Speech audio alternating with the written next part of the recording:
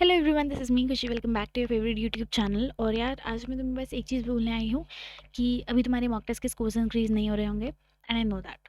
ठीक है। एंड अभी उसमें ज़्यादा टेंशन लेने की कोई ज़रूरत नहीं है। धीरे धीरे, अभी 3 मंथ्स हैं, अभी बहुत टाइम बचा है।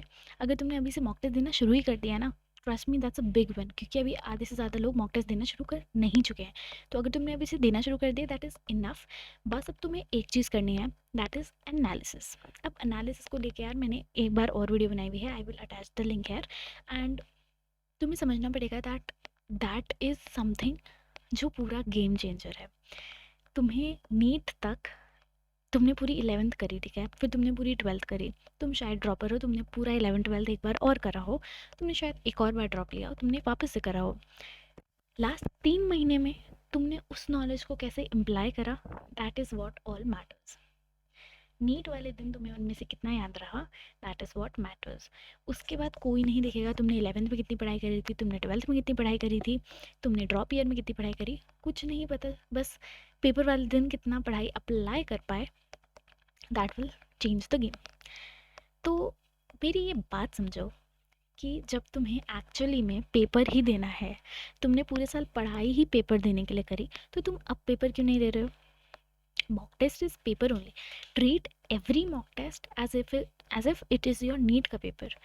तभी तुम में वो सीरियसनेस आएगी। इफ़ यूर लाइक नीट मेरा मॉक टेस्ट है, कोई बात नहीं, I will prepare only 4 chapters out of the 5। क्या तुम नीट वाले दिन ये करना चाहते हो? I don't think so. अगर नहीं करना चाहते तो अभी से अपने हर मॉक टेस्ट को बहुत सीरियसली लेना स्टार्ट कर दो। मॉक टेस्ट अगर 3 घंटे का है तो उसका एनालिसिस मिनिमम 1 घंटे का करना चाहिए, अगर तुम्हारे 720 नहीं आ रहे तो। 400 आ रहे हैं, 200 आ रहे हैं, 600 आ रहे हैं, उसका deep thorough analysis is very very important. तुम टेस्ट देने के तुरंत बाद भी कर सकते हो, तुम टेस्ट देने के अगले दिन भी कर सकते हो, तुम टेस्ट देने के एक हफ्ते बाद भी कर सकते हो। That depends on you. But आधे बच्चों को तो ये पता ही नहीं है कि एनालिसिस है क्या। तो मैं तुम्हें बताती हूँ एक आइडियल तरीका एनालिसिस करने का क्या होता है। सबसे पहली बात, तुम्हें देखना है कि तुम्हारा पेपर था क्या।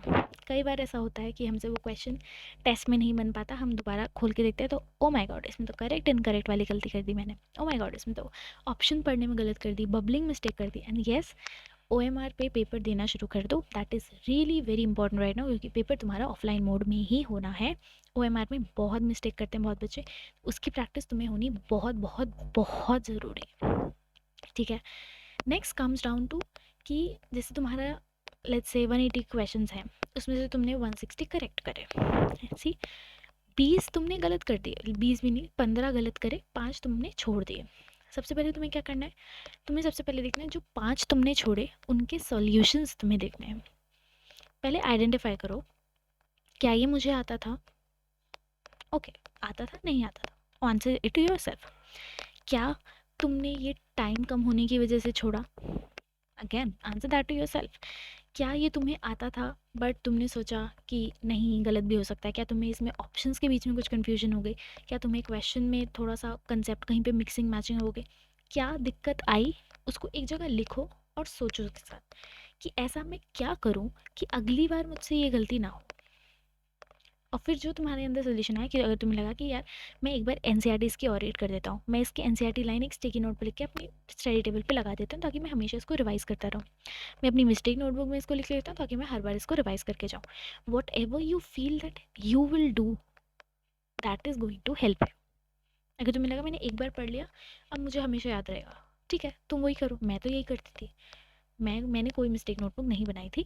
But yes, I will always prefer कि बना लो। मैं अपने टेस्ट के पीछे ही 2 शीट अटैच करके उसमें अपनी सारी गलतियाँ लिख लेती थी, और फिर उन्हीं टेस्ट के क्वेश्चंस को मैं सर्कल कर लेती थी और वही क्वेश्चन रिवाइज करके जाती थी।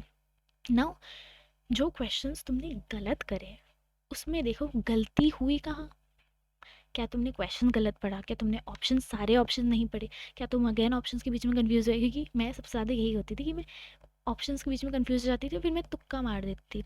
तो क्या तुमने तुक्का मारा इसलिए तुम्हारा सही हो गया, या तुमने तुक्का मारा इसलिए तुम्हारा गलत हो गया? क्योंकि नेगेटिव है, 1 - 1 हो गया। अगेन लिखो, पहले हर क्वेश्चन के आगे लिखो कि अगर गलत हुआ है तो क्यों गलत हुआ है, अगर छोड़ के आए हो वो क्वेश्चन तो क्यों छोड़ के आए हो वो question. Okay, then analyse all the questions you have done rightly. जो भी क्वेश्चंस 160 क्वेश्चंस अगर तुमने सही करे हैं तो लिखो कि वो सही क्यों हुए। क्या तुम्हें वो पूरा कॉन्सेप्ट आता था? क्या तुम्हें वो पूरा फॉर्मूला याद था? क्या तुमने गलती से कैलकुलेशन सही कर दी? क्या तुम्हें तुक्का मारा इसलिए सही हो गया? क्या तुमने कहीं से कुछ जुगाड़ करके वो क्वेश्चन सही करा? क्या तुम अपने इंस्टिंक्ट पे के साथ जाके वो क्वेश्चन गए? तुम्हें आधा घंटा तो यही आइडेंटिफाई करने लग जाएगा out of the every question you have attempted, and that is exactly how much time it should take. फिर उसके बाद तुम धीरे धीरे सॉल्यूशन देखना शुरू करोगे कि इसमें अच्छा ये होता है, कुछ नया कॉन्सेप्ट मिला, तुम उसके एक सेपरेट कॉपी में लिख सकते हो, उसको सेपरेट जगह पर नोट डाउन करके रख सकते हो।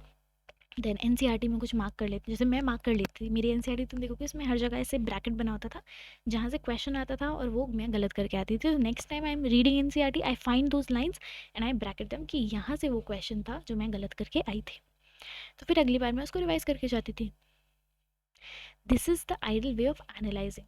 तो दिस इज़ अ वे जिससे कभी तुम्हारी कुछ गलती नहीं होगी। तुमने सॉल्यूशन देखा, उसको अच्छे से खुद से सॉल्व करा, फिर अगर तुम्हें इससे भी प्रो लेवल पे जाना है तो तुम यही टेस्ट एक हफ्ते बाद फिर से दोगे बिना कुछ रिवाइज करे, ओनली योर मिस्टेक, बिना मतलब बिना मिस्टेक नोटबुक देखे हुए। और फिर तुम देखो तुम्हें अपनी कितनी गलतियाँ याद हैं। अगर गलतियाँ वापस रिपीट हो रही हैं मतलब तुमने एनालिसिस करा तो सही बट इम्प्रूव नहीं कर पाए। क्या फ़ायदा है एनालिसिस करने का अगर तुम्हारा स्कोर ही इम्प्रूव नहीं हुआ फिर से उसी सेम टेस्ट में। So that is one thing you can do अगर तुम्हें समझ नहीं आ रहा है एनालिसिस कैसे करना है। फिर तुम्हें एकदम एकदम ऐसे होगा कि ओ अब मैं इसको 4 बार अपने क्वेश्चन में सॉल्व करूँगा, पूरे हफ्ते रोज़ ये क्वेश्चन सॉल्व करूँगा ताकि मुझे ये नीट वाले दिन तक याद रहे।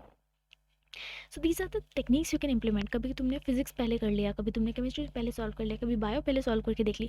नीट के दिन तक आइडेंटिफाई करते रहो कि क्या ऐसा है कि तुम जिससे तुम बेस्ट स्कोर कर पा रहे हो। So these are the little experiments you need to do and you need to find them for yourself. अगर तुम चाहते हो कि एक मेंटोर तुम्हें ये सब बताए तो you can enrol in our personal mentorship programme, जिसमें एक मेंटोर होगा कि अगर तुमने कोई टेस्ट वो करा अटेम्प्ट करा, वो तुम्हें उसका एनालिसिस करके देंगे कि तुमने ये गलती करी, फिर वो तुमसे खुद ही पूछेंगे जैसे अभी मैं तुमसे पूछ रही थी इस पूरी वीडियो में। तो तुम्हें समझ आया ओ ऐसी गलतियाँ भी हो सकती हैं, तो वो मेंटोर तुमसे ये पूछेगा, तुम्हें डेली टारगेट्स देगा according to the mistakes you have made. कि अगर तुम्हें दिख रहा है कि तुम रे ऑप्टिक्स में बार बार गलती कर रहे हो तो तुम्हें डेली टारगेट्स ऐसे मिलेंगे कि तुम रे ऑप्टिक्स के 10 क्वेश्चन डेली सॉल्व कर रहे हो, तो उससे वो धीरे धीरे हमारा स्ट्रॉन्ग हो जाएगा। So if you want this personal level of guidance then you can enrol in our personal mentorship programme, and link description में होगा। अभी बहुत अच्छा ऑफर चल रहा है, 3199 का वो पड़ेगा after using my coupon code that is KJ1111।